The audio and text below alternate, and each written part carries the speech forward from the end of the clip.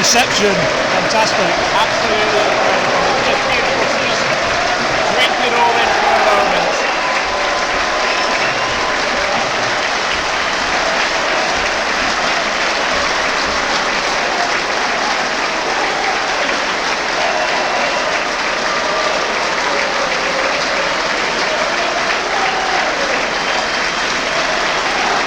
So York City in their traditional home colours of red shirts, navy blue shorts and white socks, and Boston in their chain shirt of a lovely royal blue all over, as the two sides put fists in the centre circle and take their positions.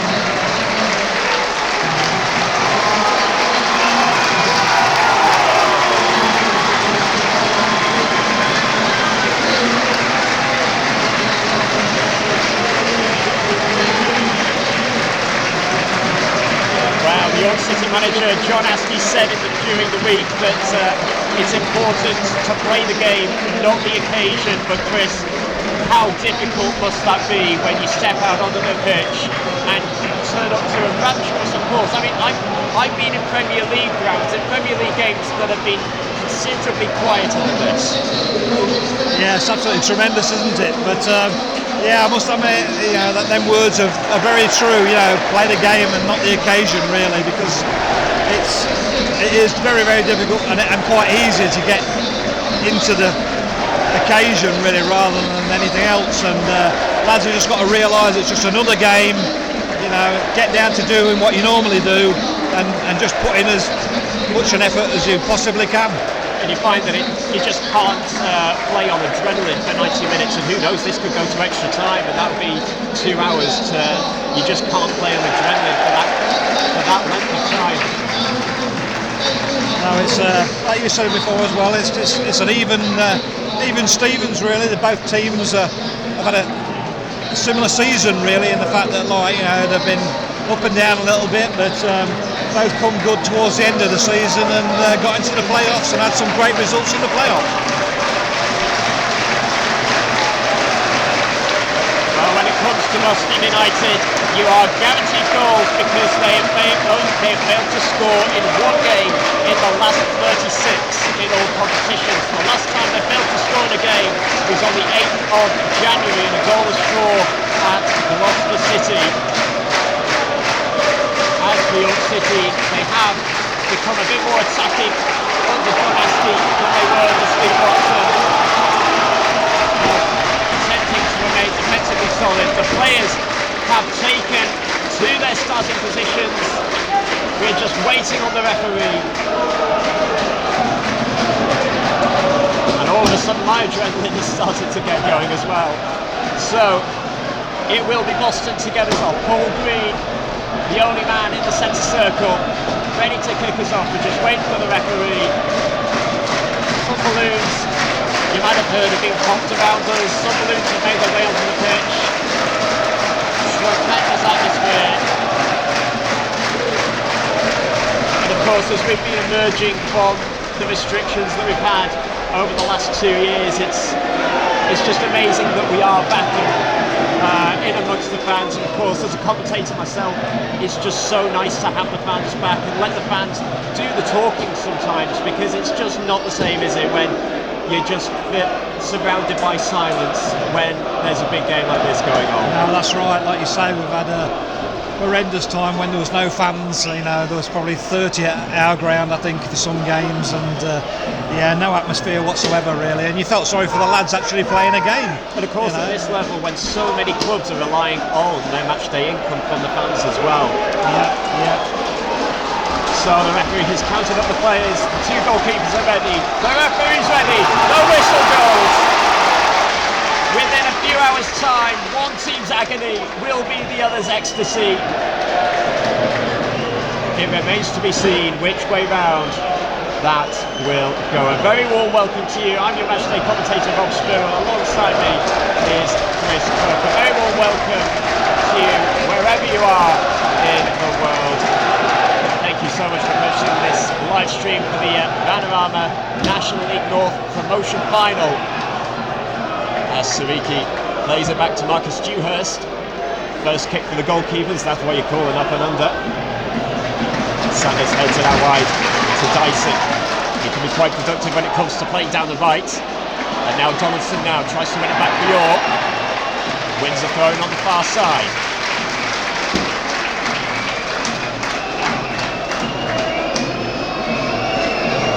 Well, funnily enough, whatever happens today, come what may, whoever wins, it will be the first time that a team at this level has been promoted after losing their first 2 games of the season. And in fact, York can go one worse because we actually lost our first 3 games of the season as well.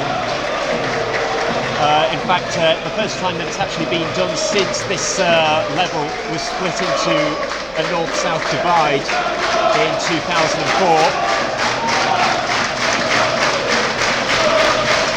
Last time it was done with Hazel Yedlin back in 2009 in the National League South, or the Conference South as it was known back then.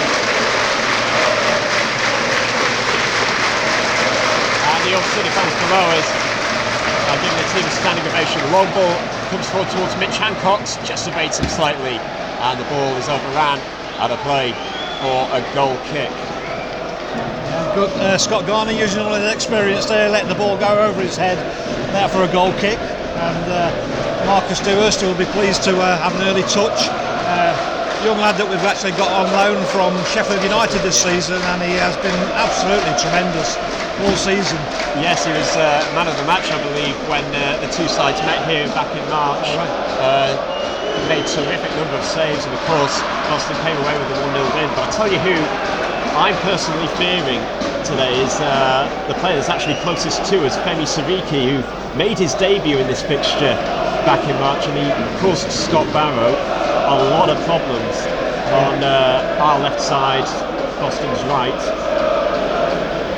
He might sit in a little bit more today with him playing in a back four, so he's been, like you say, exciting up and down the right hand side when he's played as a 5, but I think he'll be a little bit more defensive today. And so the first corner of the game goes to the Pilgrims. Yeah, Shane Byrne, the free kick and corner specialist. Towards the box, Jameson's been crowded out, it's headed up in the air and it's over the bar by Luke Shields, I believe. In fact, another corner has been given up the other side. Shane Byrne, in fact, the only player from these two sides to have made the Vanarama National League North team of the season as well. Terrific player who started his career at Bury. Yeah, good lad. He's been so consistent this year. You know, I said we've been consistent as a team, but he has been really good all season. Yeah. Of course, spent the last few years at Brackley. In comes the second corner. Jameson punches. Still not quite away yet. As it's DeMeo who's brought down. Every City got the ball. Now York City can break here. It's Kahaya.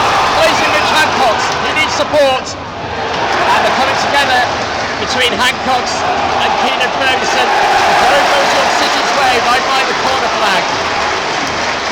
I think the referee got that one wrong, but there you go. It's a throw in to York City down the left hand side in the final third. Well, that was the biggest cheer of the day, just as Messiah Kahaya played that through ball in, and then it was a 50-50 between Hancocks and Ferguson. Scott Barrow looks as if he's winding up a long throw in here. So many players inside that 18-yard box towards the near post. He's dropped, and the Nelson scored! He scored by being against Brackley. He scored again! It's Manel John Lewis. He scored his 7th goal for York City. Wow, Boston couldn't get it away. But Barrow's throw in, the ball just dropped to the ground. John Lewis struck him first time, and he's top of the shot once again. Dewhurst, you could argue, was unsighted because the ball must have gone through a forest of defenders. But it's first blood to York City early on. 5 minutes on the clock. York City 1, Boston United 0. Yeah, long throw in, just not cleared at all. And The lad shot through 2 or 3 players, defenders' legs into the far corner. Marcus Dewhurst just couldn't see anything at all, and breakaway goal really. And obviously, like I say, I think I would contest the throw-in in the first place, but unfortunately, it's gone the way of York City. The first shot of the game. Is being cleared from the pitch. Well, if we go to extra time, I don't think my voice could take much more of this. We've only got 84 minutes to go. Yeah, fantastic start for York City. Boston have got to get themselves together really and try and.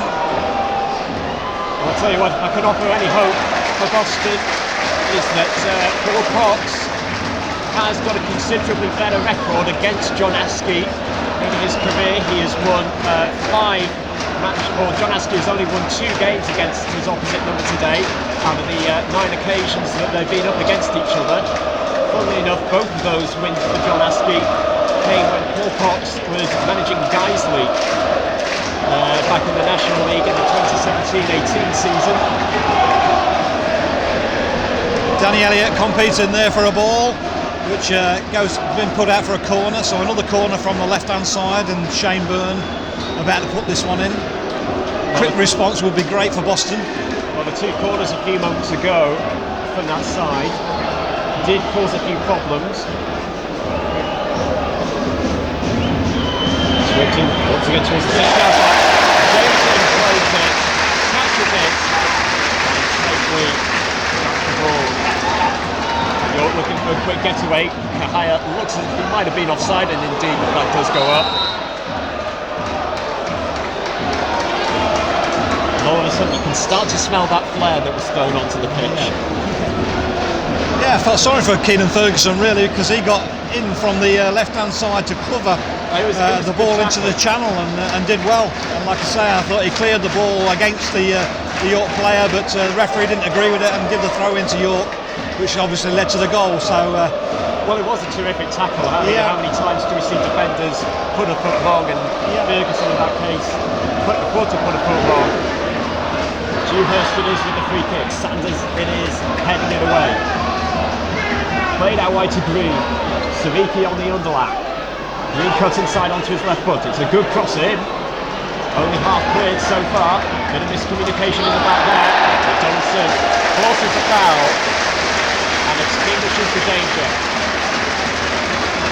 Yeah, silly free kick given away by Jake Wright there. I must admit, he's a tempestuous lad, and I must admit he fights for every ball. Unfortunately, gives a few too many free kicks away in silly areas really, but everybody's up for it, and obviously that's why he's unfortunately given the free kick away. And of course, York City fans will be familiar with Jake Wright, or Junior in that case, with 2 players in the Boston lineup called Jake Wright. But yes, Jake Wright the younger, having played for York, had a decent spell, had a good go under Steve Watson, the former manager, back at Bootham Crescent, and then had a few successful loan spells in Lincolnshire before making the move to Boston permanent back in January last year. And of course 11 goals to his name so far this season, beaten only to it by Danny Elliott in the Boston ranks, with a whopping 31 goals in his first season at the Jakeman's Community Stadium. That's well won by Savicki, calmly dealt with, and now Green plays it down the line. Now Elliott. Femi Savicki, outnumbered, managed to force a foul. Looked as if the foul came from Akil right there, as opposed to Mitch Hancock's. Shane Byrne once again, the set piece specialist, lining this up.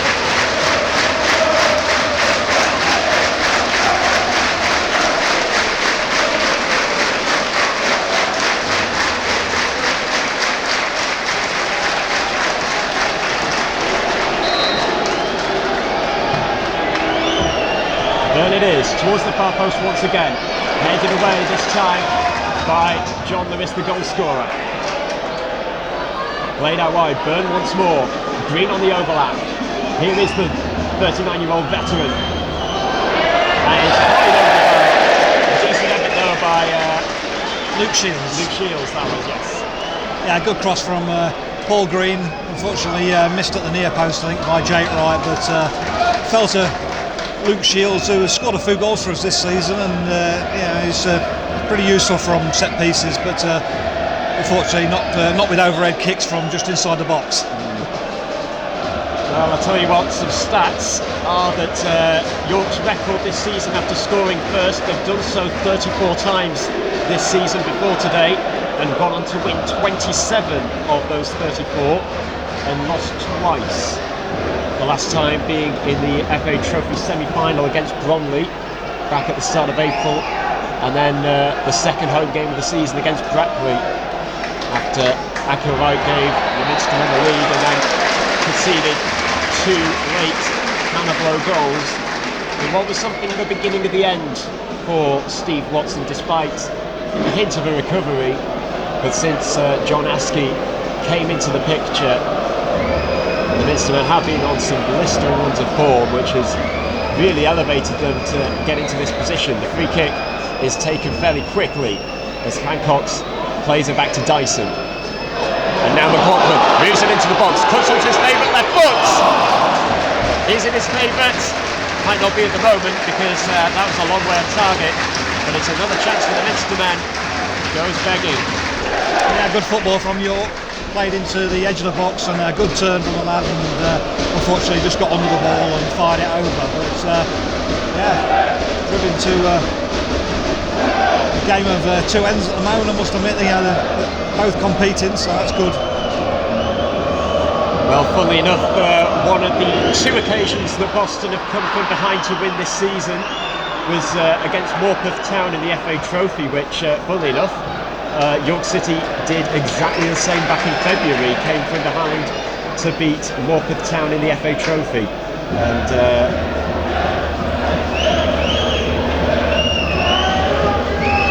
long throw into the box. Wright is the one who clears.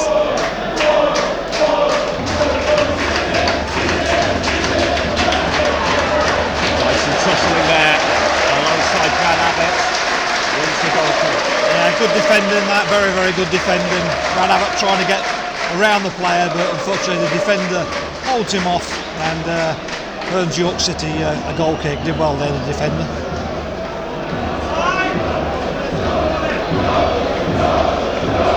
But still, there's still a long way to go, and of course, like I said earlier, Boston have only failed to score in 1 game in the last 36 in all competitions. They've scored in every game since the 8th of January. So there's certainly still more goals in this.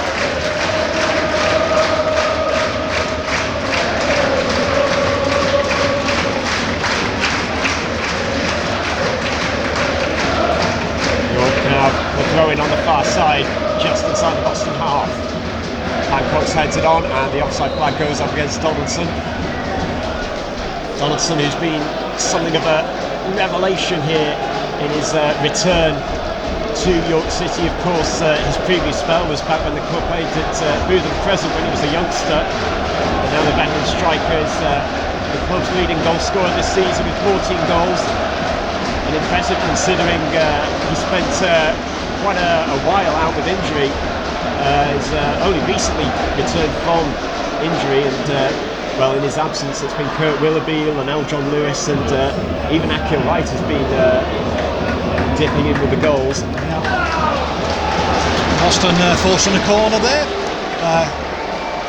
Of course, the Boston player who's not in the team sheet today is Jordan Burrow, who, funnily enough, scored for York City the last time Boston visited Bootham Crescent in what was a 2-1 win back in October 2019. And here is a 4th Boston corner in the afternoon. Shane Byrne, once again, Jameson looks to come and meet it. Punch and he does, only as far as Brad Abbott. It's on that weaker left foot of his, it's back to Byrne. Appeals for handball. Byrne brought down right on the edge of the area. And the referee tells it to go up. Byrne once again. is unhappy with the referee. Meanwhile, play goes on, and Siriki, that was calmly dealt with as Kuhaya it was, who was on his back. Green does well to retain possession for the Pilgrims and played safely back to Dewhurst. So once again, it has been quite scrappy in the middle of the field, but at the same time, both sides have looked very composed when it comes to their respective final thirds.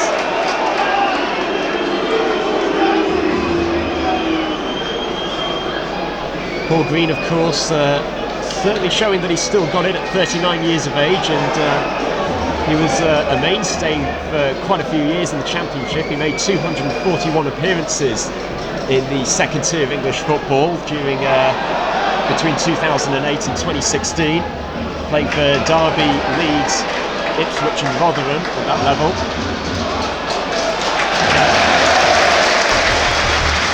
Very, very good player. He had 11 weeks out, injured his shoulder, and he come back and he's been ever present since, really, and he's been outstanding. But yeah, 39-year-old, and he's got an engine, well, unbelievable engine, really. It's always impressive to see a player that age to I've been patronising here, but it's great to see a player that age play the full 90 minutes so regularly as he does. Yeah.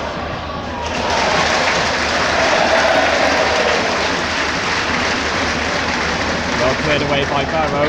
Once again, Boston are pulling the strings and have arguably been the better team since going behind in the 5th minute. It is Femi Siriki on this near side, who looks as if he's winding up a long throw in. In it goes, headed out once again by goal scorer John Lewis. And the referee gives a free kick to the panel of Hancocks. I think the Boston lads are surrounding the referee, saying that he's not given us a thing yet, and that's quite true, I think, like, really. But get on with the game and get yourselves back into a defensive formation and start again. That's all it is. And of course, it's key to keep you disciplined, because, of course, with such high stakes that are on for today, for the winner of today's game, it can be easy if things aren't quite going your way. And even if you got booked early on, I think it doesn't help, does it, at all? So common sense, lads, and just get back in there. Want to keep discipline,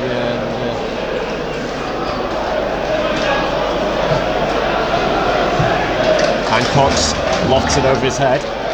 It's well dealt with, and here's De Meyer, who's returned for the playoffs from his loan spell at Curzon Ashton. Yeah, Connor had a good start to the season, really, and scored a few goals, but unfortunately his ban kept him out of the team for quite a while, and then when he came back, he didn't really figure in Paul Cox's plans, and went out on loan to Curzon, did okay for them, and made a surprise appearance last week for us, but we've done all right. It's a good lad. Yeah, it's almost as if he's never been away, but meanwhile, here come Boston again. To Jake Wright Jr. on the free kick right on the edge of the area, and once again Shane Byrne's eyes will probably light up at the sight of this. Yeah, good hold-up play from Jake Wright Jr. Held it up in the channel and went down probably a little bit easy, but that's Jake all over, really, I must admit. But he does win some good free kicks for us, and he's a troublesome forward for defenders to look after, really. So good play from Jake. Well, Byrne has been the one who's been asking quite a few questions already this afternoon. He posed so many teasing balls in from these sort of positions in the 5 years that he had at Brackley before this season. We're about to see what he's about to conjure up again. It's low into the box this time. Here comes out the other side. Dangerous, not gone though, as Green tries to keep the play alive. Support from Siriki. Siriki just out of Abbott's reach. Out of play it goes. That would have been that was a good idea from Siriki, just wrong execution. Yeah, a little bit too heavy, wasn't it? A little chip probably would have got him away, but unfortunately a little bit too heavy, and goes out for a goal kick to York. Well, if you've just joined us, a very warm welcome. Well, if you've just joined us, where have you been? Because it has been an incredible 20 minutes or so. York City taking the lead through Linnell John Lewis in the 5th minute. And Dyson here with the cross in. That's well headed away by Shields, the captain. Akil Wright will try and conjure up opportunities from the middle of midfield that he has so often done this season. Sanders it is, goes for the safe option in playing it back to Pete Jameson, who, well, Leinster fans will be quite sad to hear that Jameson looks as if he's moving on at the end of this season, which, well, the end of this season will be within a couple of hours' time. So this will be his last appearance for Leinster. Meanwhile, here's Isaiah Kuhaya, tries a 1-2 in McLaughlin. Not quite away just yet, and it is now. Luke Shields it is, hoovering up the danger. And that was well played by Elliott, forcing the throw in. But once again, Kuhaya and McLaughlin linking up there. Kuhaya, in fact, is an international player. He's scored his first international goal for Afghanistan during the March international break. After he signed for York City, that is, but before he made his debut, he opened the scoring in a 3-0 win over Kuwait in a friendly based in Turkey. Here's Abbott now in a fair bit of space, and Sariki is screaming for the ball right by us on this near side. In a good position he is too. Akil Wright winning the ball back for York City. Now it is what's given. I must admit, I thought it was a free kick there. Shane Byrne a little bit late in on the midfield lad, but referee didn't see that as a foul, so throw into Boston on the right hand side. One of those, you see them given, you see them not given. It could have gone either way. Yep. So many times Akil Wright, because he is a ball-winning midfield specialist. He's almost like a revelation to York City, like what Joe Linton has been at Newcastle United this season. Yeah. Hancock's well chested down to Kuhaya. John Lewis just wasn't quite executed. No, after a little bit of good one-touch play there, I must admit.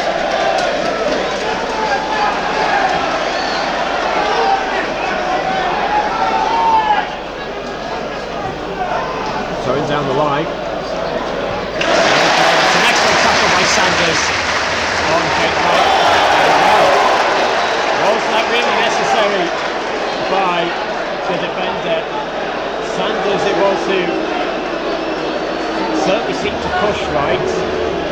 They're coming together between the two. Tensions just rising, and the tensions are just fading that little bit more. I think the referee will be sensible here and just talk to the both of them, and I think let them both off. I think they just faced up to each other, and yeah, the lad did raise his arm onto Jake Wright, but good referee. Good referee, yeah. Certainly a commonsensical approach, but especially at higher levels. And like we said, nobody wants to book in early on, does it? Absolutely, certainly in an important match like this, but at higher levels you see both parties in that instance get booked. It's not quite away just yet. McLaughlin scrambles it away, and once again it'll be another throw into Boston. York City can breathe a sigh of relief for the time being. Sariki will be again.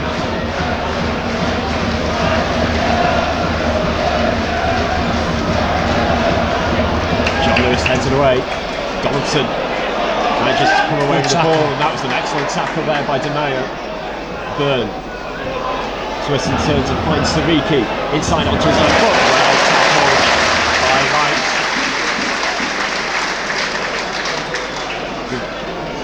Good tackle, yeah, good tackle, and ball out for another long throw coming into the 6-yard box, hopefully. Well, Boston have definitely been the better side since the goal.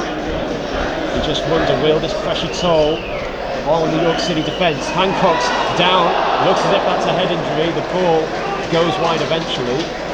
Hancock's taking a tumble at the near post, but all seems fine, thankfully. And goal kick is what's given. That could have ended up as a free goal, one of those where it could have gone anywhere. Yeah, I don't think anybody connected with it very well at all, did they? I think they tried to control it, maybe, and it just went out for a goal kick. But a bit more promising from Boston.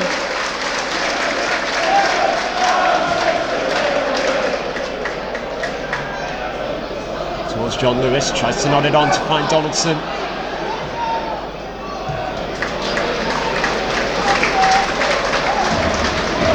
Well defended. The Boston defence has remained quite resolute since the goal. There has been one or two instances where they've just maybe taken a second too long to clear the ball, too much for comfort, but other than that, certainly going forward, they have been the better side, and that they're putting together between Jake Wright and Echo Wright. The advantage is played by the referee as Barrow comes forward for York. Kuhaya. Barrow finds Hancock. Good first time pass to lay it off into the path of Kuhaya. McLaughlin takes a touch, takes a shot, and once again another McLaughlin shot is quite away off target, and you can tell he's very disappointed with himself for missing that. Good one-touch build-up though, wasn't it? Played into the forward, laid off first time, and yeah, a good build-up, and unfortunately skied over the bar. In the run-up to that, there was a bit of a coming together between Akil Wright and Jake Wright. Well, two Wrights certainly made a bit of a wrong.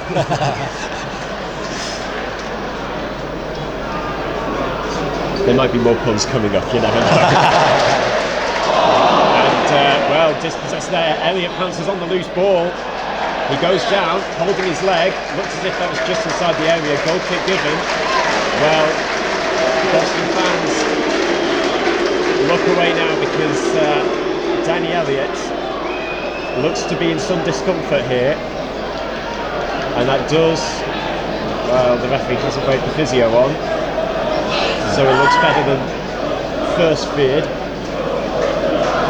but of course Boston fans will keeping him on at all costs for sure.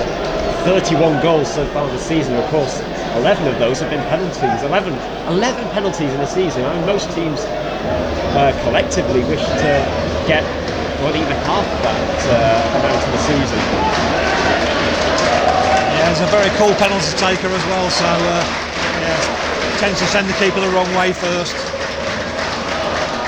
Donaldson brings it down very well. McLaughlin on the overlap. Looks as if he overtook that, and it's a corner to the Minster men. And this is probably the loudest the crowd has been for the last 15 minutes or so. The Minster men have found their voice again.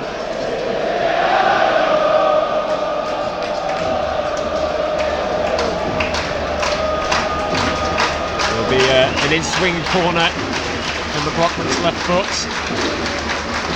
Right in the middle, so too is Kewargan. Donaldson as well. John Lewis, the goal scorer, into the box, headed away at the near post. It comes to Ollie Dyson. First time shot, couldn't get it off the ground. Rather disappointing. Coming together between Byrne and McLaughlin. Good to see them both getting up straight away. Keeps it alive. Here's McLaughlin. Dyson on the overlap. First time cross towards John Lewis. Chests it down. Hancock's completely mishit it. Right. Skews it a long way wide. But once again, the Minster men not afraid to have a go from range. Not coming off, but they are having a go. Yeah, good play from York again. Good cross into the far post. Well held up by Donaldson, and causing Boston lots of problems again at this moment in time. Boston just need to settle down a little bit, get the ball down in the middle of the midfield, get it out wide, or into the channels for Danny Elliott and Jake Wright to run onto, but not done that so far really. Well, we are 2/3 of the way through this first half. It's still York City 1, Boston United 0. 350 York City. But Chris, what have you made of the first half an hour of this game? Because it has been tense, it has been quite touchy at times. Yeah, I think it's been fairly even, I must admit. York probably do deserve the lead at the moment in time, but you know, like I say, I think it's been fairly even and end to end without having any really other good chances at the moment. But yeah, definitely intriguing anyway. Very much so.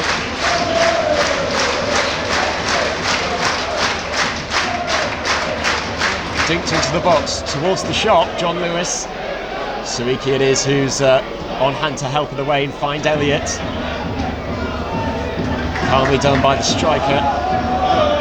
as it's Garner who launches it away.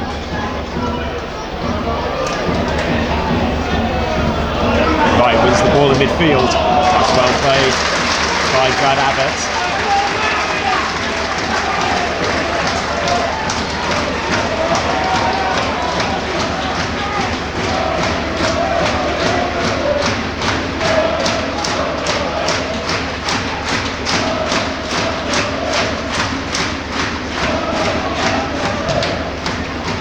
Dinks it forward to find Kuhaya. Looks as if he got the final touch, and that's very well defended. Scott Garner there. No apologies as Kuhaya collides with Tom, the York City photographer. All smiles. Be interesting to see if he got that photo. I was about to say yes. I'll no doubt be seeing the snaps later.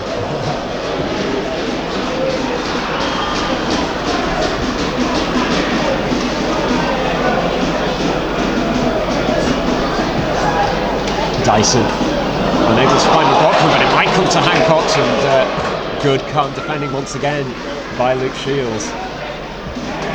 Corgan's header. And that's a very good first touch by De Maio, gets it away from his marker right. Cuts onto his right, well tackled by McLaughlin.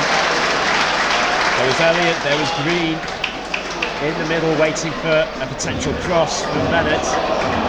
John Lewis down for Hancock, down onto the challenge. There's another challenge. Both John Lewis and Donaldson are on the deck.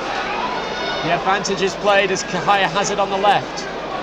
McLaughlin, the only York player in the middle, and it's a York City free kick, but John Lewis has picked himself up, but Donaldson on the halfway line gingerly picks himself up.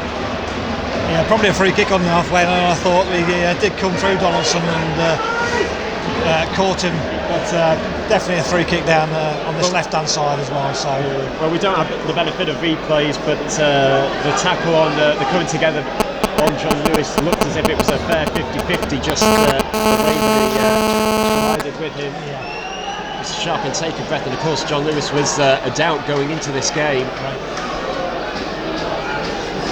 So it is Messiah Kuhaya, York's latest signing, having signed on a free transfer from Hereford rather, after he picked up the league's player of the month in February. Towards the far post, headed down. There's all the scrambling there, and free kick is what's given. Panic over, you could say, Chris. And it's taken quickly here. Often easy decisions, aren't there, for the referee to give? Just around the ball there. Once again, York have it back. And Donaldson, once again, a bit of a dramatic fall as it looks as if he might be holding a hamstring there. I thought Scott Garner had actually held him up quite well, really, but he took a fall. Obviously, he did clatter into him, but referee's made some strange decisions so far, but done okay. Well, Donaldson is not a player who goes down unless he is genuinely hurt. And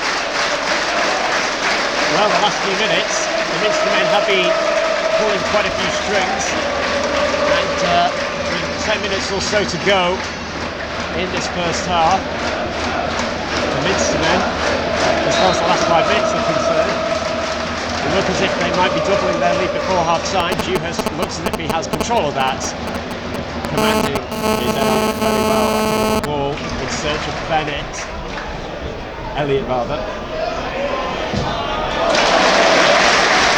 Very well defended. Well, I tell you what, going into today, both of these sides had played 3,960 minutes of league football this season, 66 hours to simplify that, and it all comes down to this one game.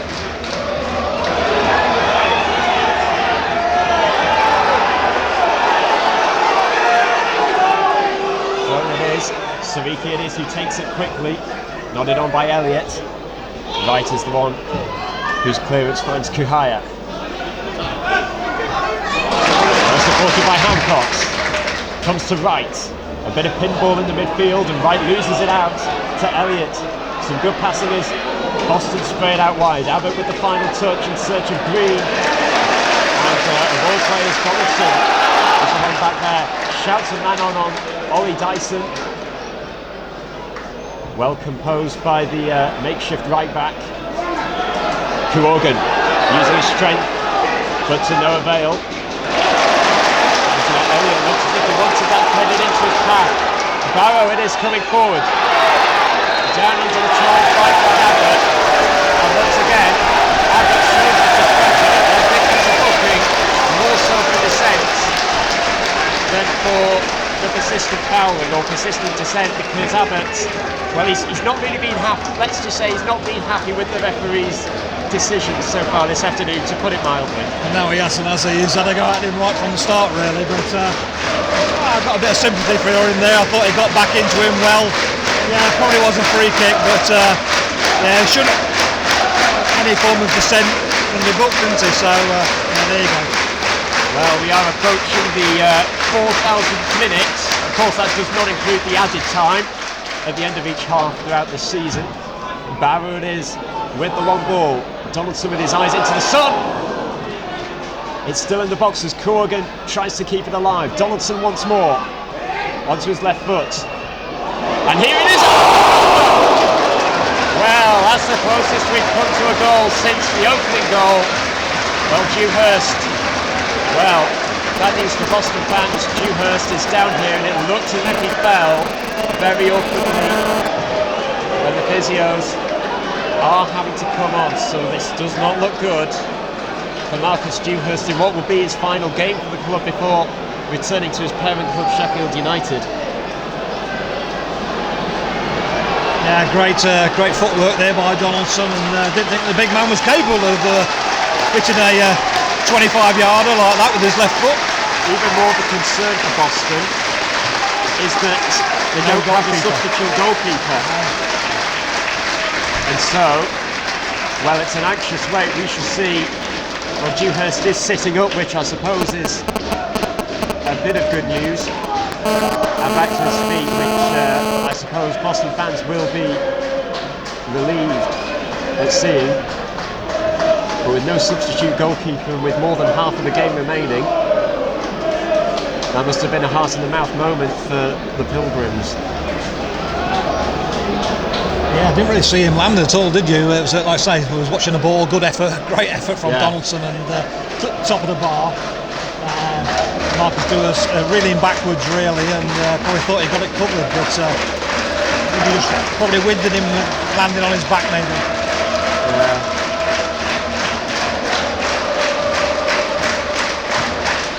Don't ask why, but when I was a goalkeeper I actually pulled my hamstring twice while making saves.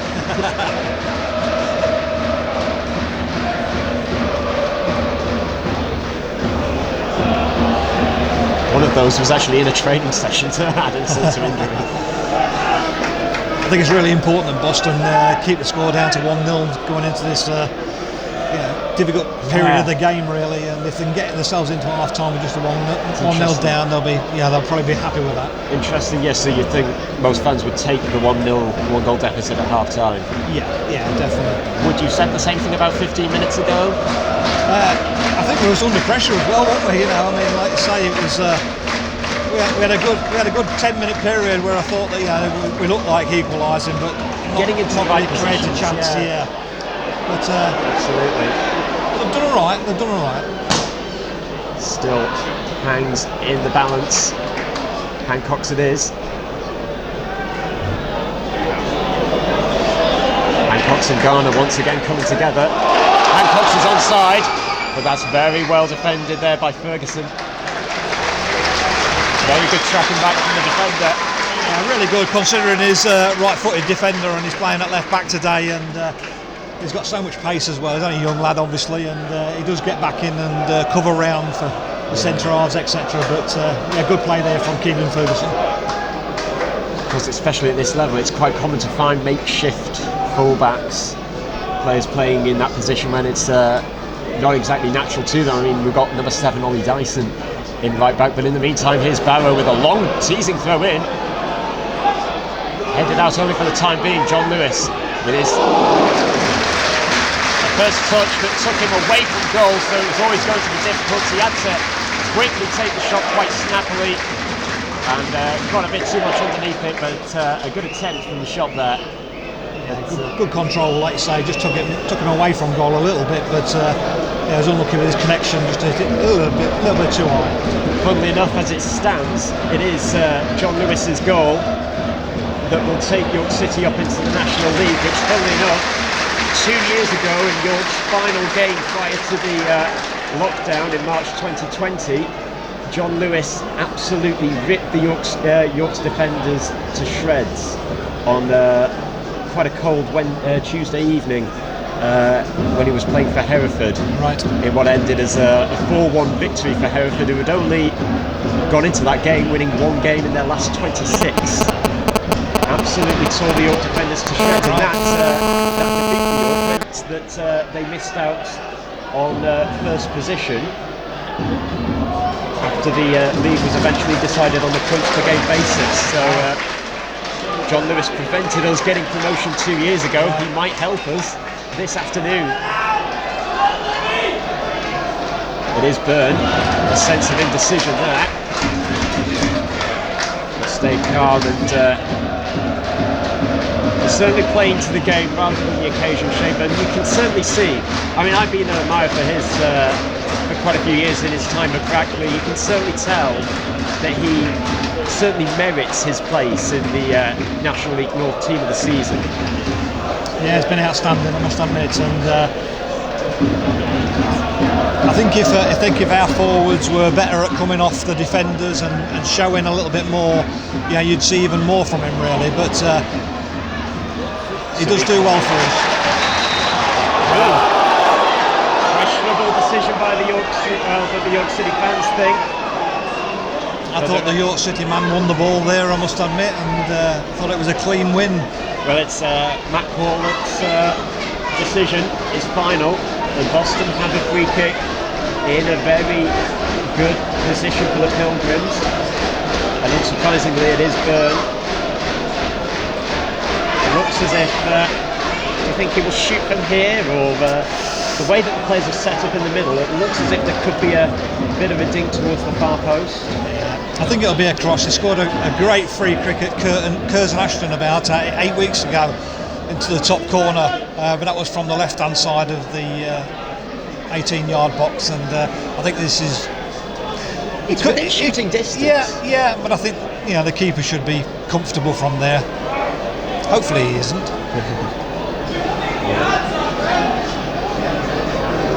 A 2-man wall for Peter Jameson. Right arm up from Byrne.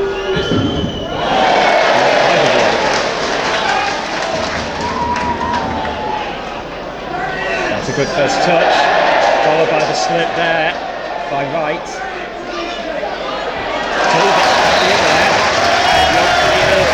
With a free kick after Wright and McLaughlin, the two former teammates, coming together. And panic over for the Minster men. Yeah, some strange decisions from the referee all round really, but I don't know. Like I say, can't complain, just get on with it. Well, we are just seconds away from finding out how many minutes of added time there will be at the end of this first half. John Askey's only beaten Paul Cox twice in his career, and that was back when Paul Cox was managing Guiseley. And funnily enough, after the second of those two, meanwhile Masai Kuhaya has got a piece of confetti roll stuck on his ankle. You don't see that every day. Now we know where the toilet paper went during the lockdown.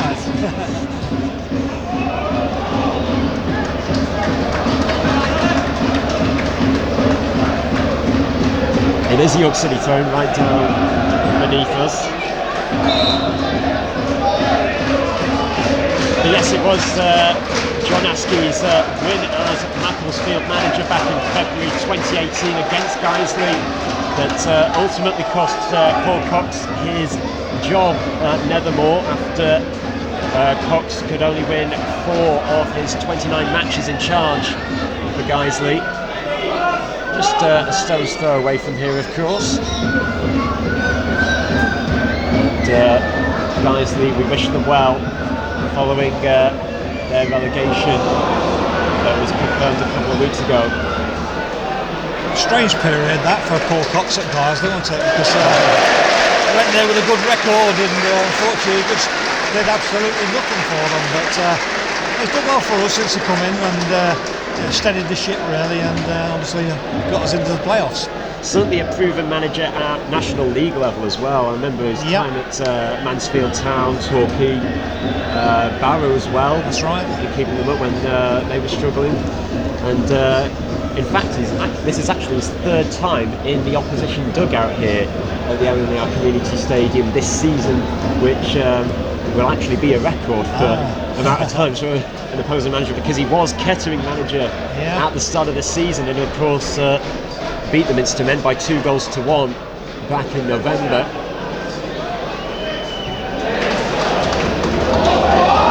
Well, that header could have gone anywhere. Ferguson and Donaldson in competition with each other. Donaldson needs the support and he's still waiting on support. And he's still waiting on support. Here's Dyson. And it looked as if it cannoned back off Dyson. Indeed it did. It's the throw to Boston.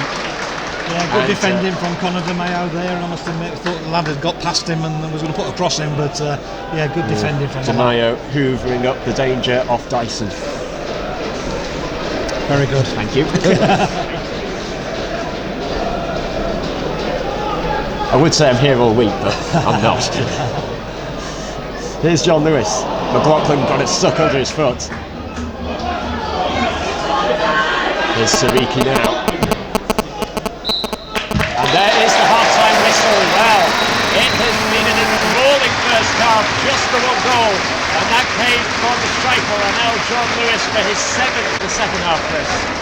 I think Boston's got to come out really and just show them that they're here for a fight really, and start to get a hold of the ball really up front. I think that's what they haven't done really. The midfield lads are winning the second balls, but need to get it into the forwards' feet, get them to hold it up, and then retrieve the second ball. But it wouldn't surprise me if we don't see James Hansen come on in the next 10 or 15 minutes really, just to be another presence up front and somebody that can actually hold the ball up well. A very good target man as well. Yep. And I think it's fair to say that York deserved the 1-0 lead, and it's now up to Boston really to come out and find that equaliser. Well, I have to say both sets of fans have been a credit to their club. York City fans have been in full voice since I arrived here at the gantry at about 1:15 this afternoon, and the Boston United fans have been in full voice non-stop over to our left after they sold out their allocation just within a matter of hours after going on sale. And of course, not forgetting of course those Boston fans who couldn't be here today, who are watching on from the Jakeman's Community Stadium on the big screen. A very warm welcome to you again, and thank you for returning to us for the second half. John Lewis finds McLaughlin as he's back to goal. Got it into control to find Donaldson. The space out wide to find Sanders. Quite a bit of space. It was it was a very open first half, but certainly real highlights really being that both of these sides just look completely up for it. Absolutely. Well, some experience, some top flight experience that Boston might be calling upon this afternoon is in the form of Femi Sariki, who had a loan spell on loan at Belgian top flight club Beerschot. earlier this season, made a solitary appearance for them. The club that is based in Antwerp, a beautiful city, Antwerp. So, well, what today means for both of these sides. So York City will end, if they do get promoted today, it will mean they will return to the National League following a 5-year absence, albeit those 5 years do include the fact that one season, last season, was declared null and void. And as for Boston, they've had a 15-year absence from the top 5 tiers of English football after being relegated from League 2 back in 2007, and it was a double relegation they experienced relegation again as a punishment for not paying the football creditors, and then got relegated from the National League North the following season as well. So they've been absent from the top 5 tiers of English football for the last 15 years. So it's a prize that would mean everything to both sets of supporters and both sets of players alike.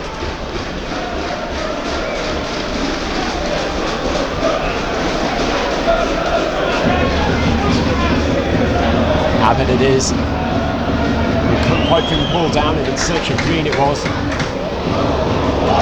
a few lucky ricochets, McLaughlin comes away with a loose ball.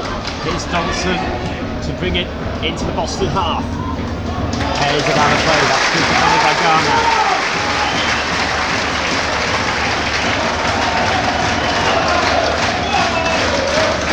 Well, you are guaranteed goals when it comes to Boston United. They've scored in every game after their goalless draw at Gloucester City on the 8th of January earlier this year. And with Daniel Elliott still on the pitch, 31 goals so far this season. Certainly knows where the goal is, and of course, thankfully he's still on the field after he stayed down for a few moments in the first half. Being seen to by the physios, and Kuogan with a very risky back pass. Jameson was unable to keep it out of play, and certainly looked like a corner for Boston. It is. I was about to say, even I could see from here that was a corner. I don't think Linesman was too sure, was he? But I think it was waiting for the referee to make the decision.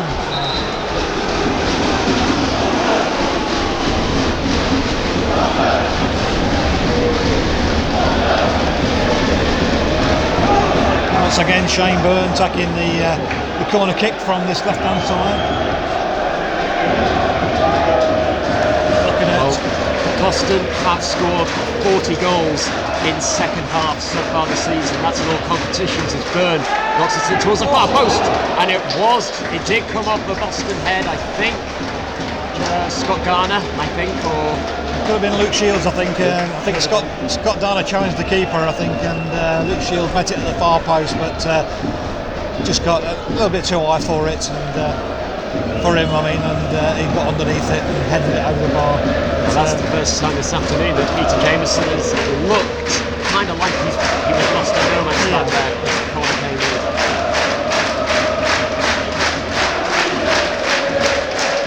Well, I tell you what, I don't know if you could hear the stadium during the half-time break, but the fans were still in full voice during the half-time break. It's almost as if they've never been away. And of course, it's so great to see fans back in the ground after the tough 2 years that everyone has had to endure through the pandemic. And at this level, to see a ground so full to capacity, and of course being watched in many places out there in the world, and Wright is down here, comes back to his feet. Well, that looked not the best sporting behaviour by Maxim Corrigan. Prevented a quick throw in to be taken by hitting the ball out of the hands of Conor Donaio. And John Askew will probably feel that is a very unnecessary yellow card to get. Yeah, I think Jay Wright held it up well actually that time, and went through also with the tackle that that won the throw-in, and like I say, lads have been booked for unsportingly knocking the ball away. Thrown by Ferguson, scrambled away. Boston still on hand to ask questions. Here is Ferguson playing on this near side. Again, the makeshift left back. So on this near side for the second half as the York City fans kick towards the Infinity Stand in this second half, where the rather raucous Instrument fans are, like it's almost this stadium's version of the David Longhurst stand back at Hooven Crescent. After a bit of shirt pulling by the Rockwood, Boston once again have a free effort to try and create an opportunity here. Good quick thinking. There he is. Just wandered offside for a second too quickly. Otherwise, that looked as if that could have spelled danger for York. Yeah, good run, but like you say, just took probably a second too early and caught offside by Mark.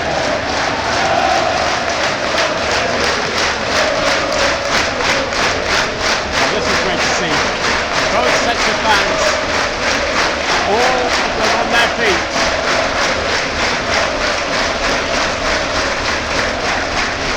Just let us drink this in for a moment. John Lewis asks for a foul, but no receipt on that, unfortunately, for John Lewis.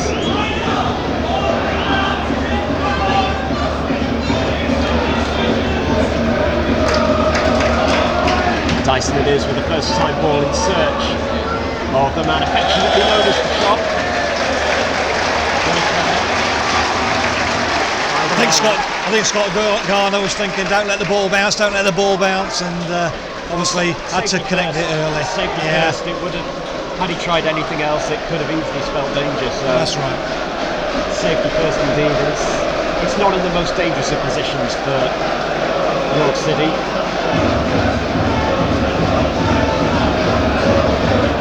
Dyson it is with this throw in. A lot of players move over to the side of the field. Isaiah Kuhaya is looking quite isolated on the far side. Speaking of Isaiah Kuhaya, he's been, he has been taking evening classes in accountancy. So, well, the numbers don't lie. Not given by Matt Call at the referee.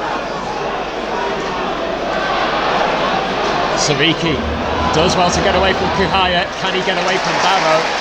Well, the Welsh fullback did really well to stave off the impending danger that Sariki posed. And of course, Sariki had a terrific game here back in March against Scott Barrow in Boston's 1-0 win here on that Tuesday night. Of course, it's Barrow who got one over his opposite number there, and it is Kuhaya who's coming forward. He's brought down just as the ball went there. And Brad Abbott's already been booked, so he's probably a lucky lad to get away with that. That to consider as well. So it could leave Paul Cox with a decision to make with regards to taking him off, and of course, bearing in mind, if we are level after 90 minutes, this will go to a further half an hour extra time.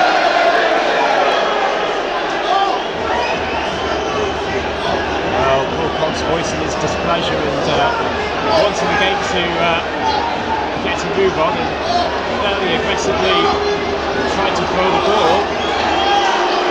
Well, we saw the other night, well, the referee's gone to his pockets and got his foul. Paul Cox. We saw the other night in the Championship playoff at Notts Forest and Sheffield United, where Paul Heckingbottom was booked after rather aggressively giving the ball back to Notts Forest as a way of trying to say, come on, hurry up, stop time wasting.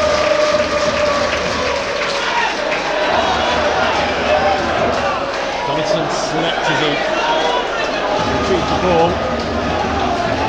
Thrown it is to Boston, but it once again just the level of intensity is just stepping up a bit, but in terms of Brad Abbott committing that foul, especially after being booked, he could well be subbed off at some point in the near future, which, who would you say out of those on the subs bench, Chris, it would be a decent replacement? What do you think, Chris? What do you think Paul Cox is thinking right now in terms of potentially bringing Brad Abbott on? Well, I think if he brought Abbott off, he would probably look to put another forward on. So he might go with James Hansen as playing as a central striker with Danny Elliott and Jake Wright playing alongside him. But he might also think about, putting a midfield player on, straight swap, maybe with Fraser Preston. Lively winger, plays in the hole as well, so a couple of options really. There's a sense of deja vu amongst the York City fans as Scott Barrow is winding up a long throw in from the left side. It's still in there. Looks as if that could have been a goal kick. Looks as if the final touch came of John Lewis, but the referee seemed pretty sure in giving York City a corner, so the chance is still well and truly on.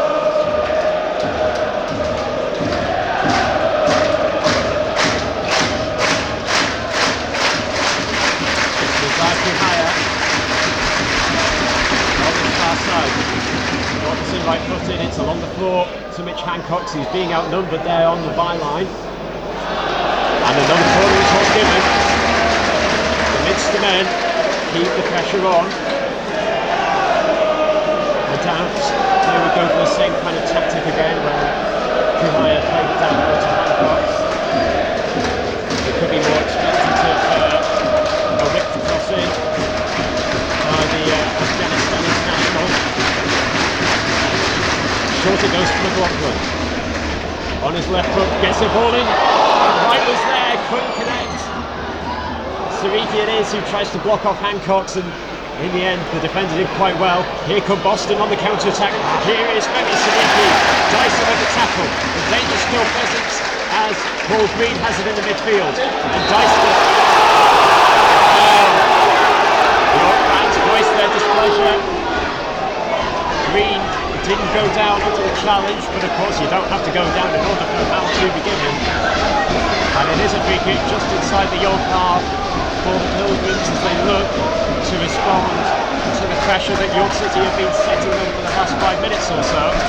And a substitution, indeed, it is Brad Abbott coming off. He was potentially just a minor foul away from a second bookable offence.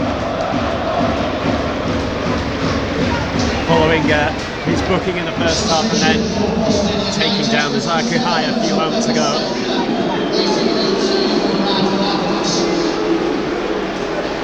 Yeah, slightly surprised, I must admit, that Masanka had on ahead of James Hansen, but another handful really to deal with for them. Towards the far post and Shields. That was a good testing knockdown into that second 6-yard box. The space between the 6-yard box and the penalty spot, and it was Kuogan, I think, who instinctively headed it behind. And so the Boston United fans are behind that goal. Where the Pilgrims are kicking towards this in this second half. Bernard is. Jameson punches it away with his right hand. Got a point just away. Referee says no to the handball. Sariki down into the challenge. Referee once again waves away any suggestion of a foul. McLaughlin. Hancock's blazing higher. Can he keep it in? Unable to do so. The one thing I have noticed the last few moments is that it has been a lot more open so far in this last 15 minutes or so. Whereas in the first half it was still exciting, but there was still a sense that players were quite strict, and of course as players tire, there's bound to be a bit more space around. It really could go either way still. Here is Natumba for his first touch of the game, but he will have to wait a bit longer as Matt Corlett blows up for a foul going City's way. Boston slightly changed the formation now, gone with 3 up front and 3 in the middle of midfield now, rather than the 4 diamond formation that they were playing. So yeah, Musanka down the middle with Elliott and Wright either side of him. Well, of course, we are at that point in the season where, well, there's no more games for the foreseeable future in this season, so it's very much high time for a hero, but no time to make a mistake. And so, whilst one team is losing, there's nothing to lose essentially in trying to step up their attacking approach. Meanwhile, moments of slight concern for York City fans as Peter Jameson is down and receiving treatment. Doesn't seem to be too bad though. You said he could be leaving after this game. Where's he going? Potentially Scunthorpe, not confirmed yet, but should Jameson be needing to come off due to injury, there is Ryan Whitley, the substitute goalkeeper, who has returned from his loan spell after Mason Campbell has been the backup goalkeeper for the vast majority of the season. It's quite refreshing to actually see players who were sent out on loan, whose seasons have now finished, to help their parent clubs in the final push for promotion. Here is Wright, Jake Wright in this.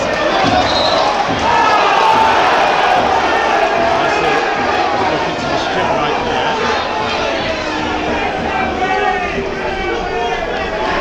Both parties certainly seem to be a bit unhappy with the decision.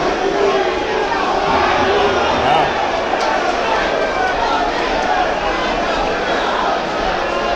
Make of that what you will from Jake Wright. Does play to the crowd quite a bit. Of course, his former fans. That's right, yeah.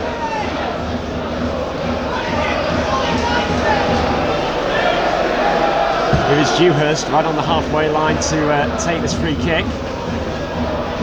Green will bring this down as Kuogan for company, rather than pleasant company. Kept the chance alive, and now Byrne on that on his weaker left foot, and now Green again tries to find Sariki. The cogs in that right-hand side for Boston in terms of getting it to Sariki to try and work something just hasn't really clicked so far. Shields, down it goes, and that was good defending as Green looked to shape up the shot. It's still in play though as Barrow scrambles it away. Kubai will give chase, but Sariki will surely win the race. York City can breathe again after being put onto the back foot for the last few minutes. Boston United players are staying forward here, including Shields, who will head this ball towards Natumba. And Barrow, well, that wasn't without risk, but you have to commend the communication and the confidence to try that between Scott Barrow and Peter Jameson. Yeah, very, very cool from the defender, I must admit. But good to see Luke Shields winning headers at set pieces up there, so trying to feed off him. Well, Scott Barrow has been looks as if Davidson's put there. The play goes on as De Mayo plays it forward to Natumba. It's the central striker, tries to find Jake Wright, sprints to keep it in play. Jameson shepherds it out for a goal kick, and once again Jake Wright is pulled together. Well, once again Jake Wright the centre of attention, not necessarily for the right reasons. Wow. He needs to calm down a little bit. I think he gets too involved at times, I must admit, but James Hansen could be looking to come on and replace him, I would have thought. Mix that in with the high stakes in the occasion as well. John Lewis chests it down and finds McLaughlin. Can he get it onto his left side? That's very well defended. Great tackle by the former Stockport man, Colin De Mayo.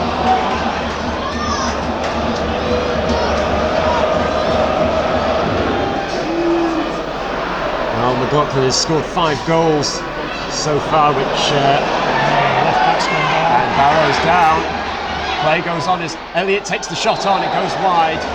Corner ball it is, must have taken a deflection en route. But a heart and mouth moment as Scott Barrow is down, and it doesn't look good for the Minster men. No, I must admit, as soon as he fell down, I think he just slipped and put his arm up straight away to signal that he was injured. And yeah, like you say, don't look good. Since he signed for the club 2 years ago, he has been excellent in the left back position. And well, beforehand, before he came to the club, we had David Ferguson, who is now at Hartlepool and helped the Pools to promotion last season back into the Football League. Yes, this does not look good for Scott Barrow as the stretcher is being... And there was no player near him at all, he just slipped, I think. And, It's fairly prone to injuries, but whenever he does play, he has been absolutely terrific. Scored on debut, in fact, and hasn't scored since in the opening league game of the season, last season against Chorley in a 3-1 win, which saw Paddy McLaughlin open the scoring. And I guess on the subject of Paddy McLaughlin, he actually played in the National League promotion final 10 years ago for York City as York City won 2-1 against Luton Town. A certain Andre Gray scored for Luton Town. Right. They broke the deadlock early on, who of course has since gone on to play Premier League football for Burnley and Watford. And well, despite York winning that day, you have to say 10 years later, the tables have turned somewhat with Luton reaching the Championship playoffs and York City in that time suffering 2 relegations. So it's anything can happen when it comes to football. 10 years is a long time. Yeah, the substitutes board is saying I think 30 for 10, so it looks as though it could be James Hansen for Jake Wright Jr. if that's the Boston substitution. Yeah, and Matty Brown as well looks stripped and ready for action, which seems the fairly logical substitution.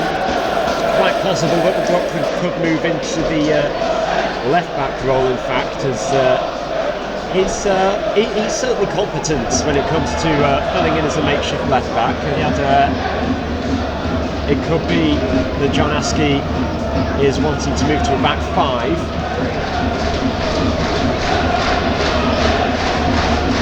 And then Kuhaya could drop into the midfield as well, so it could well be a 5-3-2 formation coming up for York. I'm just speculating, of course. We shall soon see. The Boston fans have took advantage of the quietness of the York fans at the moment, and they're really cheering the lads on and hopefully encouraging them at this corner that we have.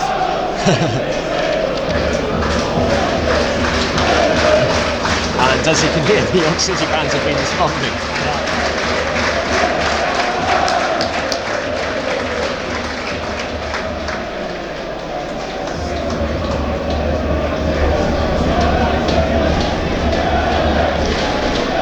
But with Matty Brown looking as if he's coming on, this will be his 50th league appearance for the Minster men since he signed for the club from Halifax Town 2 years ago. And during that time he scored 3 goals, all of which have been this season.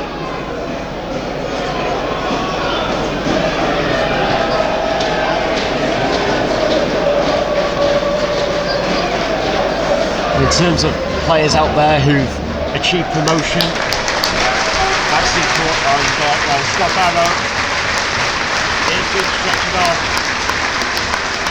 We wish him well. A sad note for the Welshman as he comes off to lovely warm applause, and it's good to see Boston fans as well joining in the applause for their opponents as Matty Brown comes on in his place.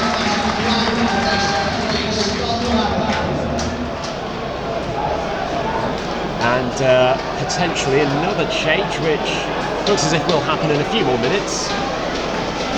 Change for Boston is James Hansen could be coming on soon as Byrne knocks in this free kick, this corner kick rather, this long-awaited corner kick. So slips on the tarmac, 19 minutes to go, plus what will undoubtedly be a lengthy amount of stoppage time following the injury delay to Scott Barrow. It took around 6 or 7 minutes in total. Headed behind, it goes behind.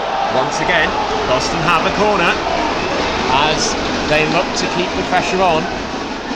They have been keeping the pressure on the York City backline for most of the game.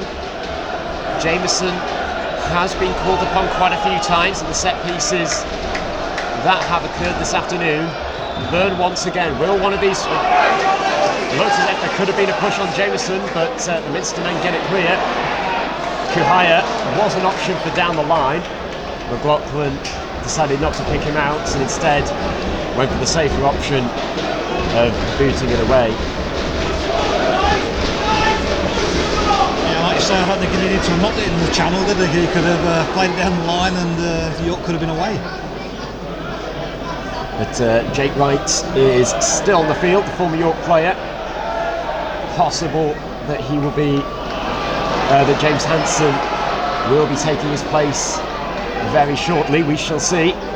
In the meantime, De Meyer has it in the midfield, weighing up his options and finds Elliott. 31 goals to season. Well run by Wright, but Boston get the ball back through Byrne. Now De Meyer. Out wide to Ferguson. Donaldson and Ferguson up against each other. That has been a really enthralling individual contest between the two players. Donaldson was who came out on top. Following the rather robust tackle by Scott Garner. John Lewis has stayed down here. Well, it was a robust tackle. It's one of those where it's a tackle that probably would have been applauded 20 or so years ago. But nowadays, even if you get the ball, you do have to watch yourself on the follow through. And Scott Garner looks as if he has escaped any potential disciplinary action from the referee. What do you make of that, Chris? I thought it was a good, strong tackle. I think I would have given a free kick. I think Paul Cox and John Askey were having a go at each other again about it. Well, their playing careers. And the offside flag goes up against the Brooklyn, but as I was saying, the playing careers of the two respective managers this afternoon were around the same era, but they never actually played with or against each other at any point. So, yes, the first time that they met on the football field was April 2013 when they managed John Askey for Macclesfield and Paul Cox for Mansfield. And yes, the substitution will be made. As you can probably tell, it is Jake Wright, the former York man, leaving the field for James Hansen.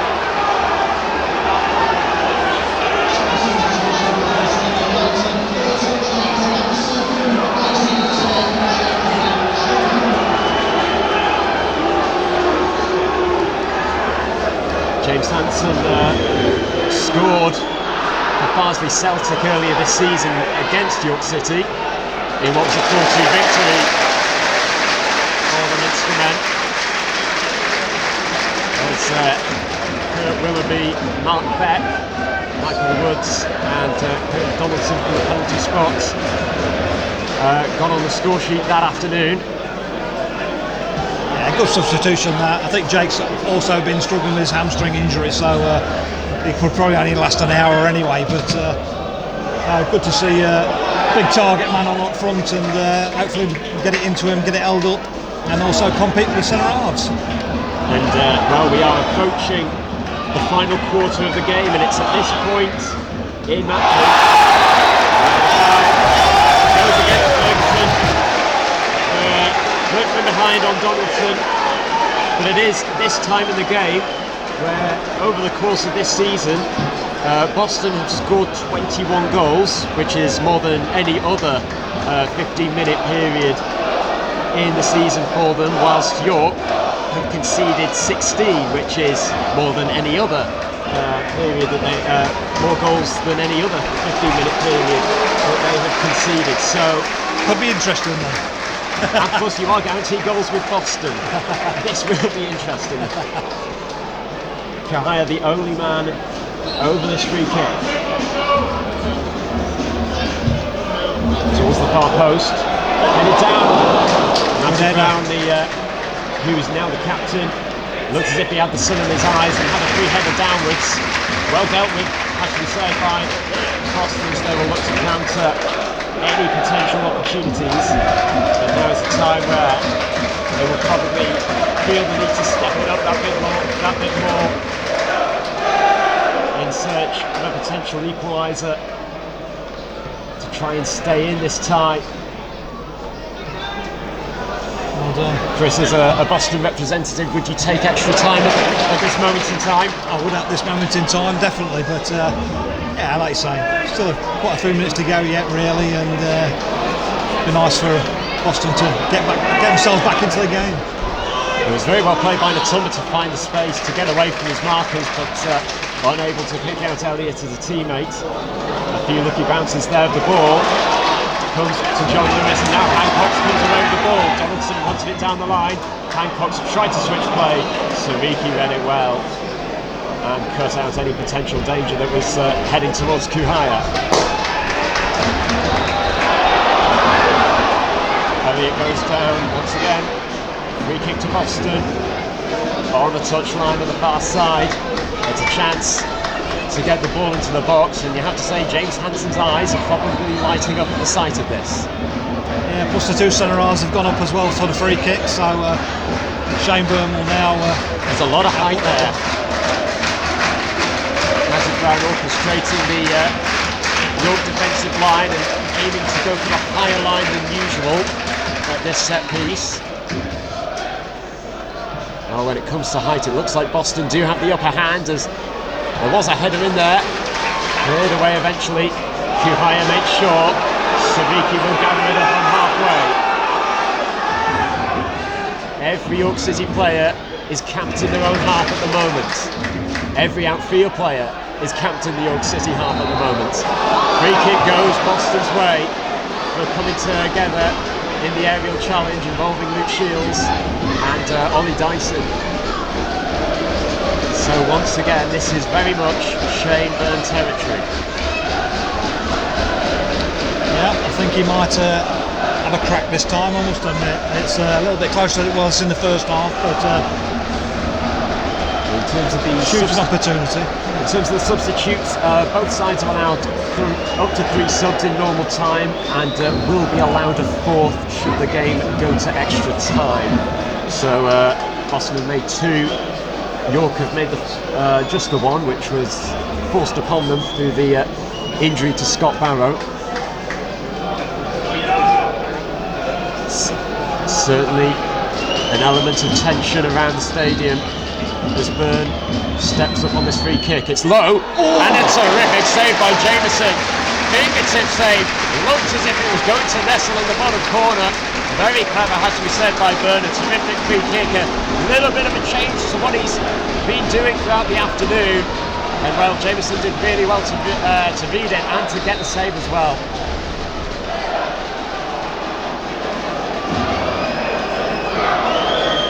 Well, it certainly doesn't feel about an hour and a half ago that York City took the lead in the early stages of the game. It doesn't feel that long ago. The time has flown by. This is one of the best 1-0 scorelines I've ever seen. It was Byrne, headed out by the substitute Brown. It comes back to Byrne. Has support through DeMeo. Here is DeMeo. Byrne weighing up his options. He might be forced to go back instead. He goes into the box. Brown was asking for a foul on his push. It's still in the box. Play goes on. And the save is made by Jameson. It looks as if it was Natumba who managed to get the shot away. Did well to indeed get the shot away. Only thing you'd say is that it was straight at Jameson.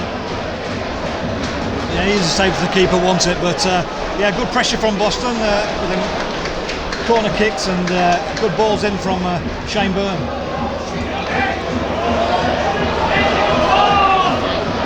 Here's the Tonga Masanka once more. Ferguson.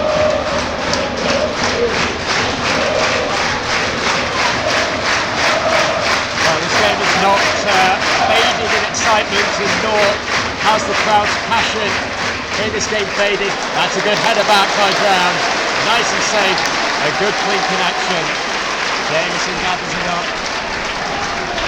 We are 8 minutes or so away from until we reach added time, and in case you missed it, there was a lengthy delay due to a bad looking knee injury to Scott Barrow. Dropped down with no one around him. It looked as if he landed really painfully, so no malice. And indeed, Masanka has picked up the loose ball in the box, unable to make the chance count as Logan intercepted his pass in the box. Hancock's it is, he plays it down the line and finds Kuhaya. Out it goes for Bowen. Good tackle by Shields. But you have to say, there was a real big dangerous chance in the making as Masanka pounced upon the loose ball in the box. Yeah, that's right. I think Danny Elliott closed the full-back down and he played it back across his own goal. Masanka picked it up, but unfortunately Masanka couldn't pick anybody out in the attacking line. Connor De Mayo has been withdrawn. Fraser Preston has come on and he will play in the hole behind the front three. So really attacking formation now. Very attacking. I mean, 11 goals to his name so far this season. None of which have been penalties. 2 or 3 free kicks though from outside the box. So probably another contender when if we should get a free kick outside the box. Well, 3 of Boston's top 4 goal scorers this season are on the field in Danny Elliott, Fraser Preston and Luke Shields, scoring a combined 48 goals between them. Well run, and Kahai sets that one on the way towards John Lewis, right to the cherry. That's an awful first touch. It allowed Green to easily intercept and cut off any potential danger. Dewhurst it is who has dealt with the clearance. And Kuhaya comes away with the loose ball, moves into the box, right-footed, couldn't get a shot away, didn't look confident enough, and Green did very well in setting up a potential counter-attack for Boston as Fraser Preston with fresh legs comes forward. Ferguson moves in onto the left, brilliant from McIlwright. He is one of those midfielders who covers every inch of grass until the final whistle.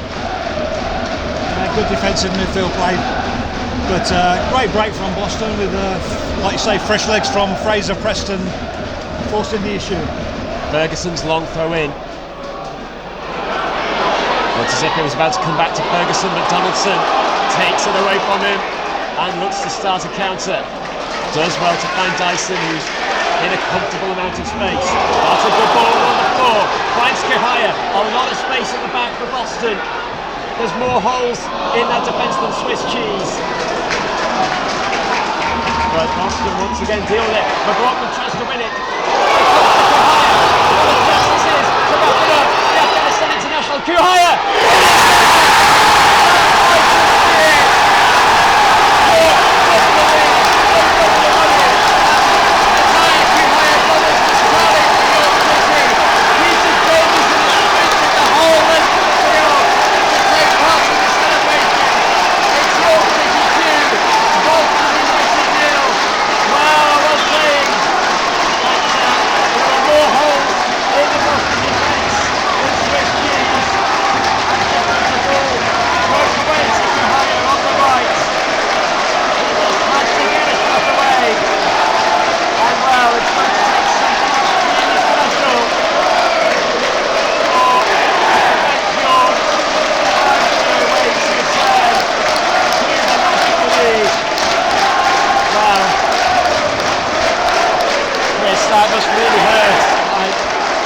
there's still time for. But it's just Boston have been threatening so much throughout the game in the first half. But the attacking changes that were made just a few moments ago with Fraser Preston and the Tuma Masanka, it looked as if you were knocking the door down. Boston were knocking the door down. It was nearly off its hinges.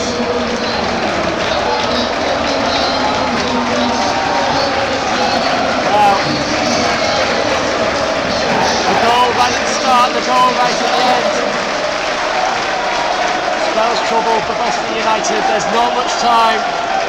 With 3 minutes plus added time. Donaldson unable to keep it in play. I think it all come from good work from Clayton Donaldson in this bottom quarter.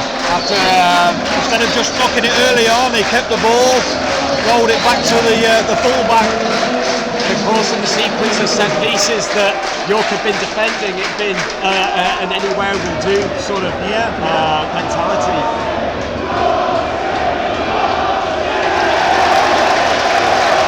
But now, the legs of York City fans may feel like jelly, but for very different reasons than a few moments ago.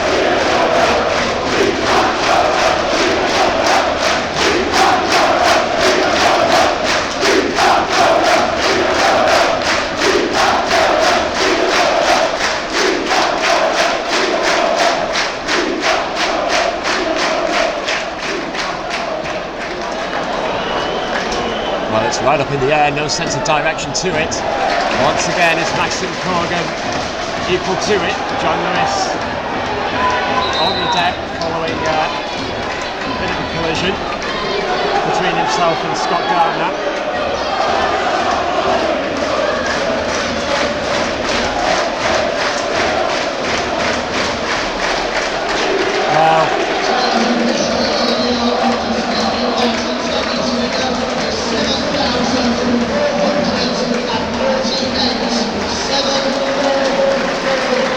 Well, the official attendance 7,438 in I can confirm that to be the biggest attendance here at the LNEL Community Stadium. Kuhaya is offside, he was in his own half when the ball was played, but Ferguson was always going to win that race. With the clearance, Boston certainly not giving up, and it's great to see. But there's still a game to be played here, and not forgetting, of course, there will be a good few minutes of added time to be played as well. We will find out about in just a moment. Donaldson takes it on to score. John Lewis is very slow to support, and Donaldson didn't have any other options to go to.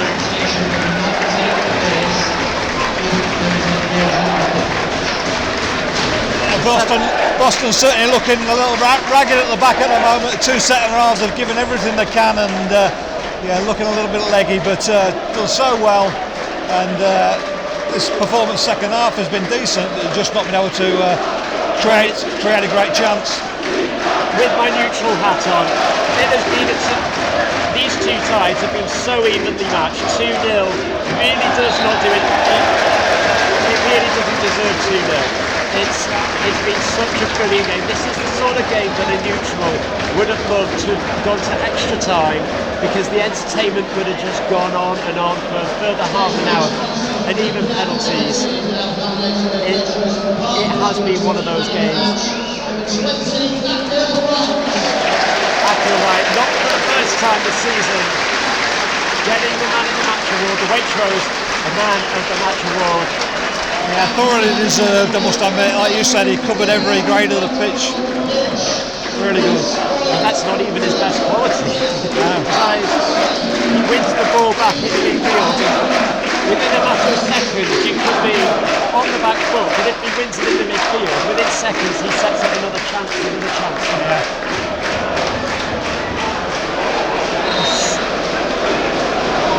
We always talk about players being the heartbeat of the team. I often see Applewhite as more like the lungs of the team. Yeah.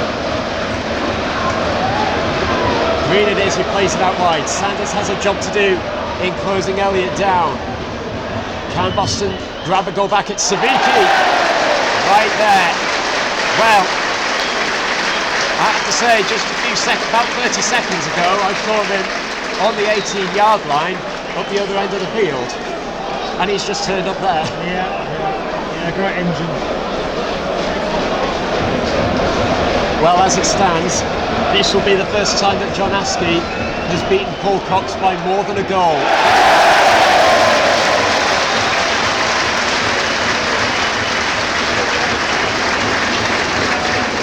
Well taken by the keeper, but an easy ball in, not of Shane Byrne's usual standard, but I think he's just thinking get it in there for the big lads to attack, and unfortunately the keeper got there before any of the defenders.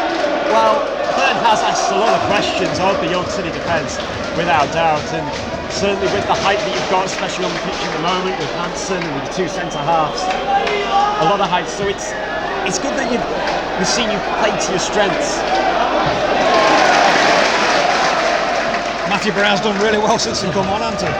Yeah, took the captain's armband after Sean Newton was injured for the majority of the first half of the season before going out on loan to Ashton. John Lewis once again on the receiving end. Scott Garner, and it looks as if Garner will eventually find his way into the referee's book. He does so. Well, sitting opposite us and opposite the way you're seeing on the live stream, York City staff are on the touchline in preparation of potential celebration. But before the full-time whistle, and whilst you can still hear me, that is, honestly, Boston United fans have been an absolute credit to their side today. Taking the trip up from Lincolnshire, selling out their allocation, selling out the big screen viewing at the Jakelands. And of course, it's another close but not close enough playoff chase in the National League North for them. And I, for one, wish them genuine well in the future, as they will look to promotion push next season in what will be their second season at the Jakelands Community Stadium. Meanwhile, they might get a goal back here as Hansen looks as if he slipped on the ball.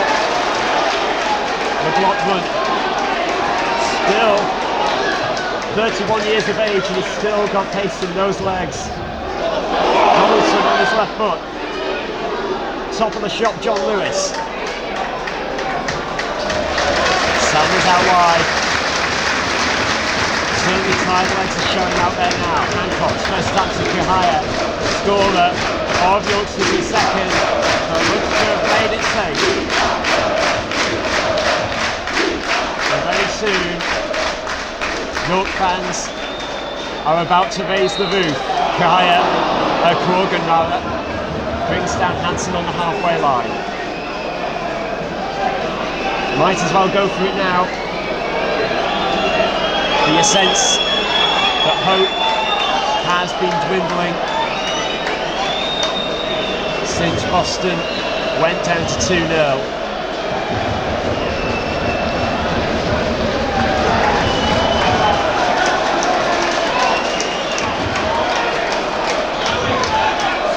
Potential for another counter-attack to maybe finish this once and for all.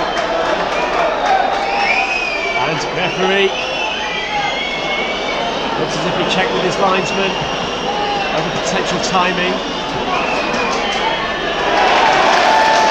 Lots of tired legs out there as both sets of players are reaching the end of a long, hard season.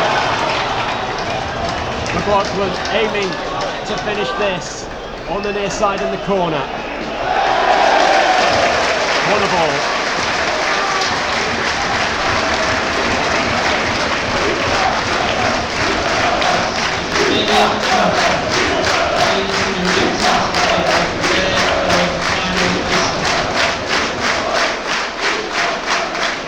We are going up is what they're saying, but not just yet.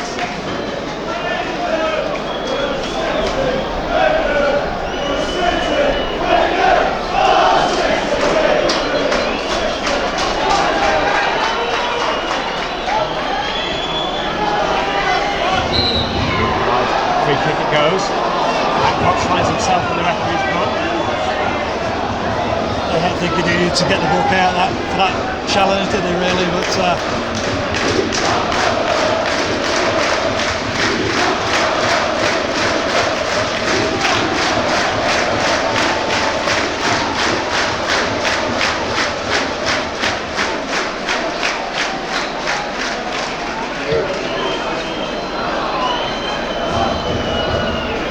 headed right up in the air. It's in a very dangerous position. Hansen came to him at a difficult height. Then it is who collects the ball. Savicki, the furthest outfielder back for Boston. They have done it. The Minster men have done it. Commiserations, though, has to be said to Boston United, who have put up an excellent fight, not just today, but throughout the season. And their first season at the Drakelands Community Stadium comes to an end. And Chris, honestly, I mean, as a journalist myself, I do hate to say the following. I do hate to ask the following question, because I think it's a very stupid question to ask someone in this situation. But how do you feel right now? Obviously, absolutely gutted. But you know, we're coming as underdogs, and at the end of the day, I think you think York City thoroughly deserved the win, really. And I thought we played better second half, and probably if we could have equalised, it would have been well deserved. But unfortunately, we went on to score the second goal, and that was the final nail in the coffin, really. But the lads have done us proud to get where they have. Not sure if you can see this on the live stream, but over to our left, not a single Boston United fan has left. It's sad to see that there are some York City fans taunting their opposite numbers. We don't want to see that. But the Boston United fans applauding their team after coming so far, a season where they played, this is a 45th league game in their season, and to come this far and lose out, it must be heartbreaking for them. And there they are, applauding their team. That has to be commended. I know that if I was, and on the Tunnel Masanka I can see is in and amongst his fans, very warm applause, and we don't want to see the York City fans taunting. It's good to see some of them are genuinely applauding. I think they're applauding as well, aren't they? Applauding each other, yeah. It's very good to see mutual respect for each other. And that's what it should be, isn't it? Really, at the end of the day, it's the playoffs, and it's what happens in the Vanarama National League North promotion final. It's, as I said at the start, one team's ecstasy is another's agony. And New York City, the 5-year absence from the National League is finally over after that horrible day of losing at Bootham Crescent on the final day of the 2016-17 season. And they've finally returned to the National League North. As for Boston, who have endured so much over the last couple of decades, especially, and have had an awful journey, it has to be said, as football fans, in experiencing financial problems, difficulties, and so their 15-year absence from the top 5 tiers of English football goes on, and of course, having suffered in effect a double relegation back in 2007, followed by being relegated at this level in 2008. But do stay with us on the live stream, because we will be showing the end of match presentation and the celebrations for York City, and but before that takes place, they will need to, stewards, police and fans themselves will need to clear the pitch in order for the players' celebrations to take place. We do wish Scott Barrow well, and we hope that the injury is not too serious and that he will be fit and well to take on next season. In a way, it's a good time to be injured, but bittersweet for him. He must be in quite a bit of pain right now physically. But yes. Credit to the fans though, they're also leaving the pitch after the announcement as well, aren't they? So yeah, that's good. Good to see.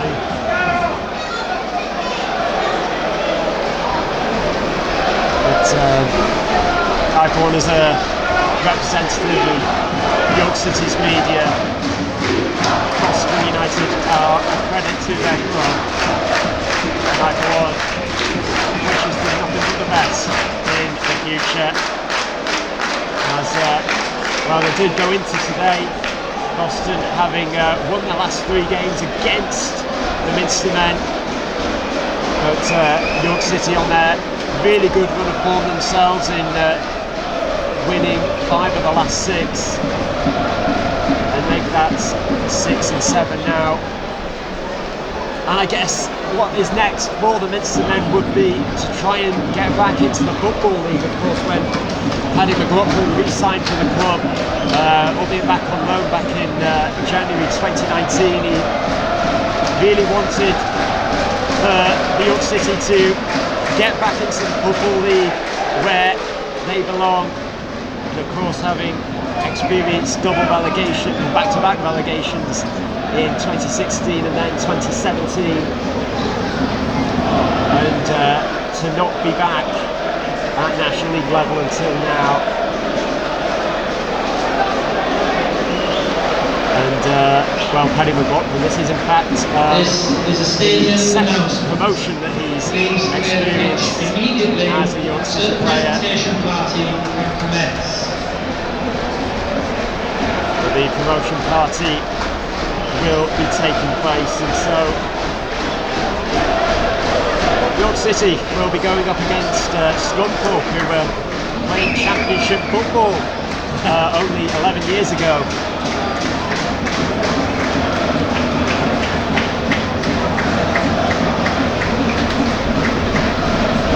And this was always a game that meant so much to both these sides. It's what happens when it comes to the playoffs. In the National League North the Vanarama National League North promotion final. It's the Minster men in their first full season at their new stadium in what took quite a long time in coming, in having their stay at Bootham Crescent extended. And well, before every York game, I go and commentate on, I take a trip to where Bootham Crescent was, and I genuinely felt really emotional in seeing it now. And well, Boston United players are coming back onto the pitch after consoling their fans, and it's good to see that York City fans are also applauding the efforts of the Boston players. This genuinely could have been a game that could have gone either way. And like I said, from a neutral perspective, considering how entertaining, how aggressive both halves were, this was the game that you just didn't really want to end. You just wanted it to get to extra time. And in the end, the tired legs of a long, hard season. I mean, these two sides have played over 4,000 minutes of league football this season.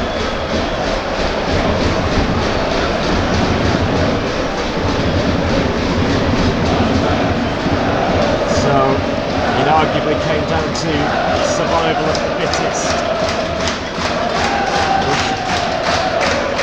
The presentation really set up. But thank you very much for joining us this afternoon on this live stream brought to you by Your Instant Replay.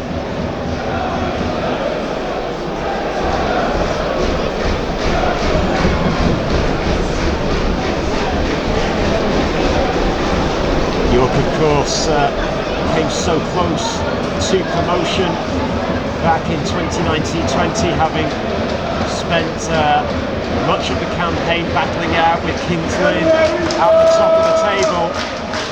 Both sides were toing and throwing, and well, at the time that the league was suspended, York City were top of the division. Kings Lynn won the competition and gained promotion as a result on the points per game basis, as they had a few games in hand over the Minsterman. And it was close but not close enough, and of course York went on to lose by 2-0 against Altrincham, who went on to win the playoffs 2 years ago. The presentation party will not commence until all fans are off the field of play. The exit gates are open. If you don't wish to watch the presentation, you now may leave the stadium.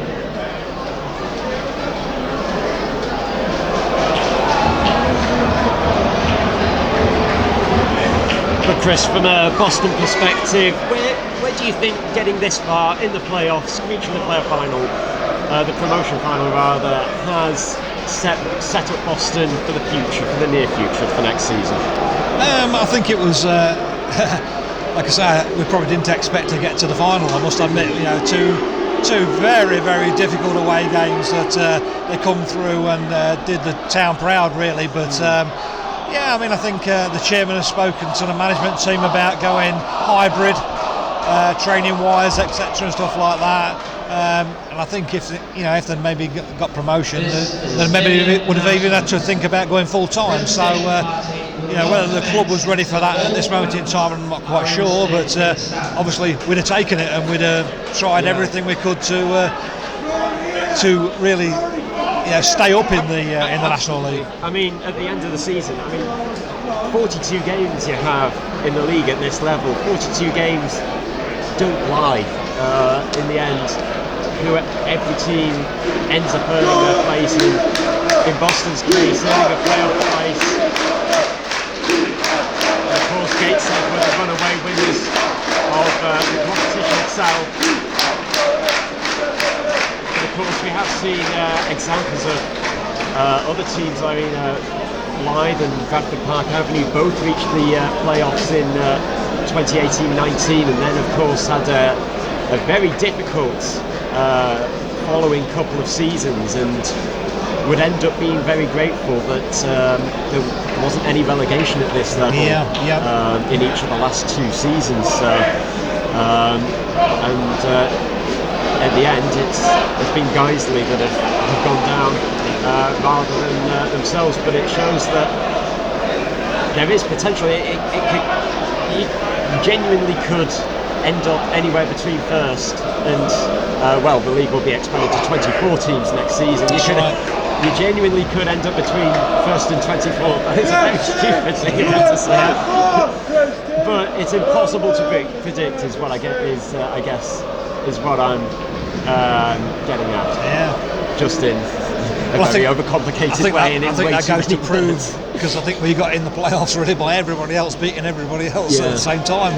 It was just we scraped in really by virtue of other teams' results really for us.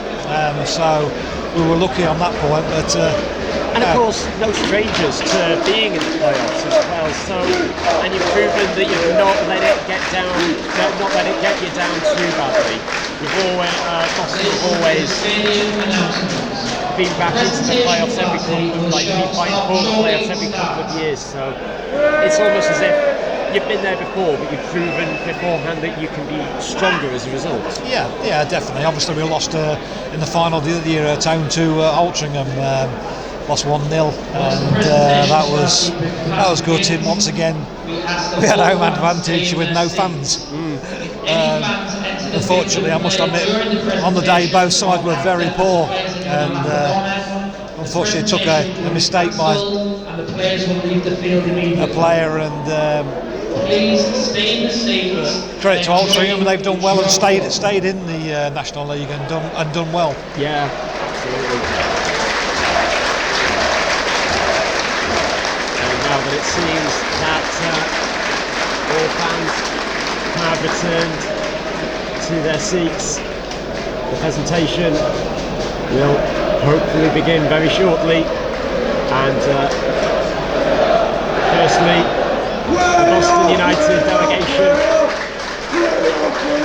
are coming out. They've put up a tremendous fight throughout the season, throughout today. They deserve all the applause from all sets of fans up and down the country, all across the world, all neutral fans watching this live stream. They deserve every single plaudit for the fight they have put up today.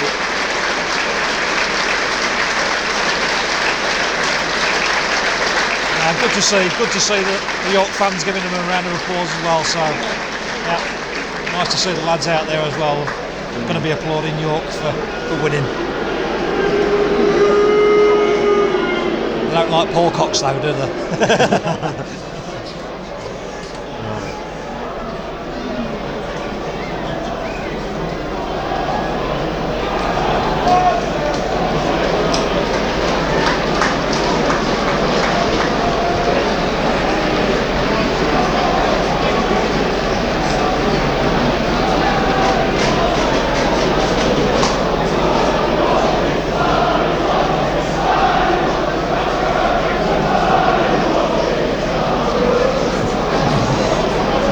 If you can't make it out, the York City fans over to our right are chanting, "Are you watching Scarborough?"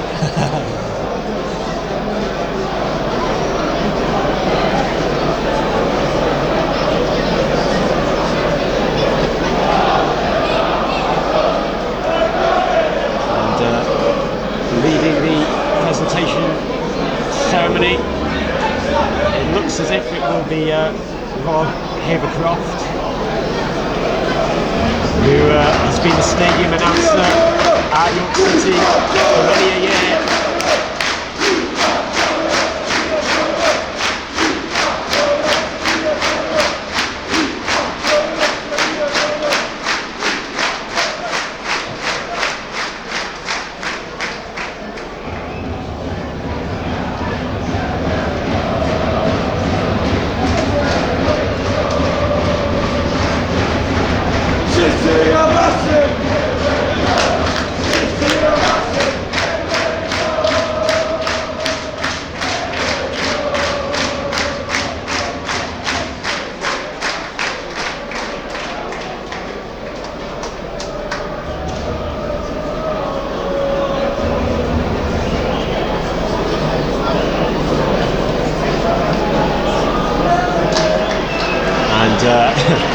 If you can make out Mitch Hancock's teasing the York City fans.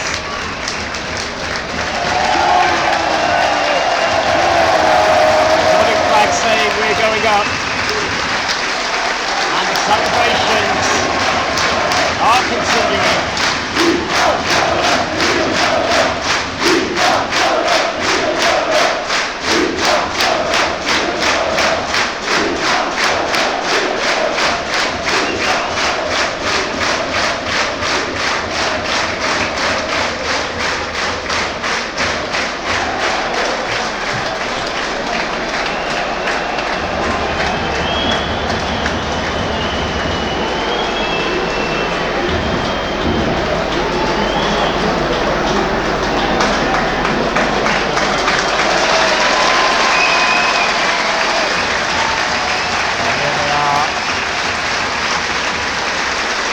Collecting their medals.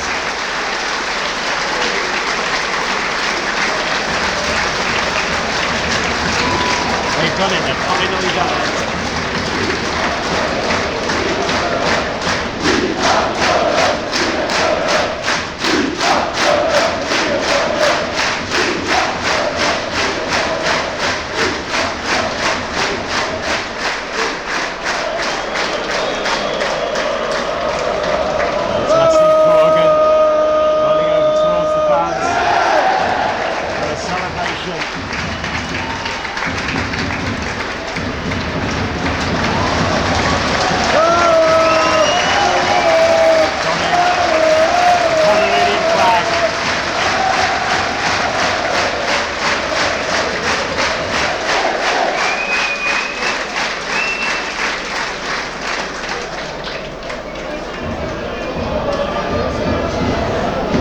Today, flags on display.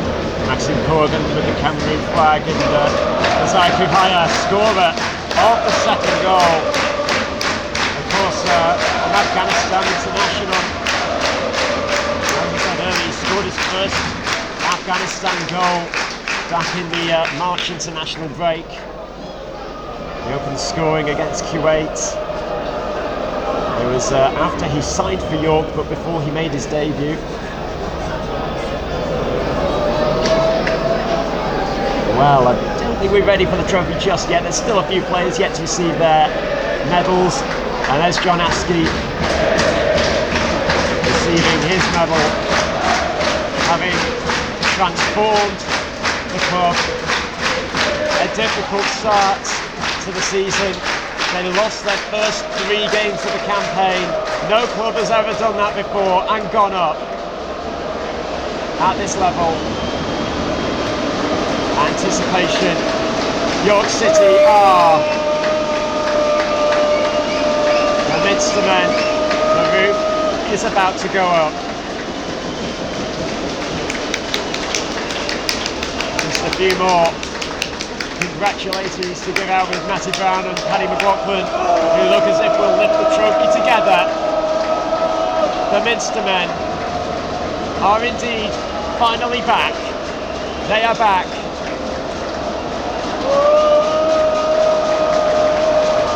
In the National League.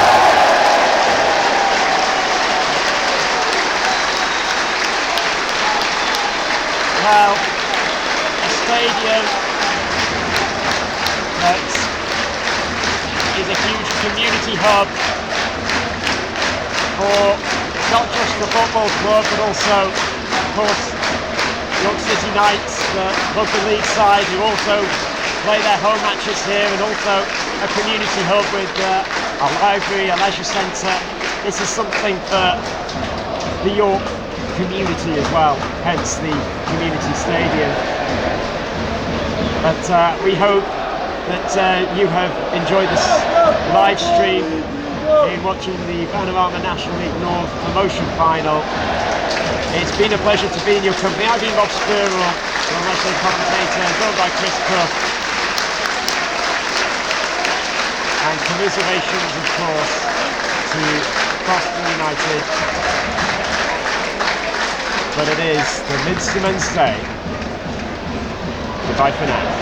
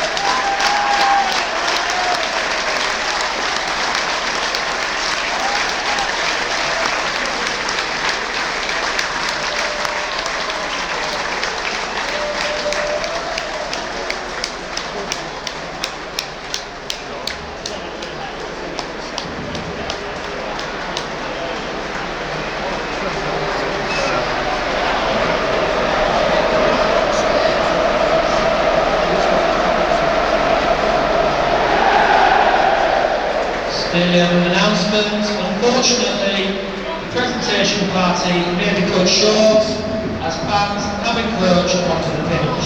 Please leave the pitch immediately or leave the stadium.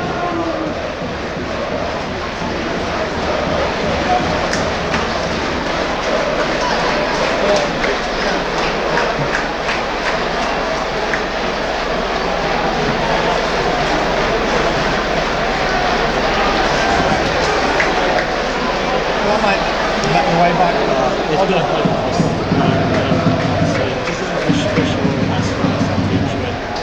I've looked at football history as well. It's lovely to read. Good season.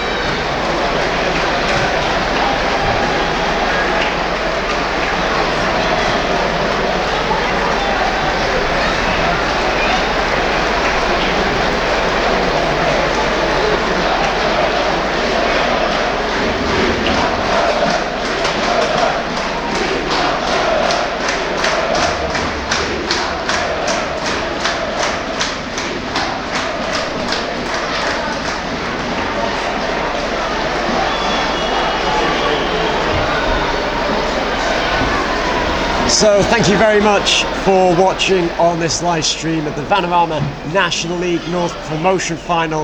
It has finished York City 2, Boston United 0. I have been your commentator, Robert Spurwell, alongside Chris Cook. I wish you all the best.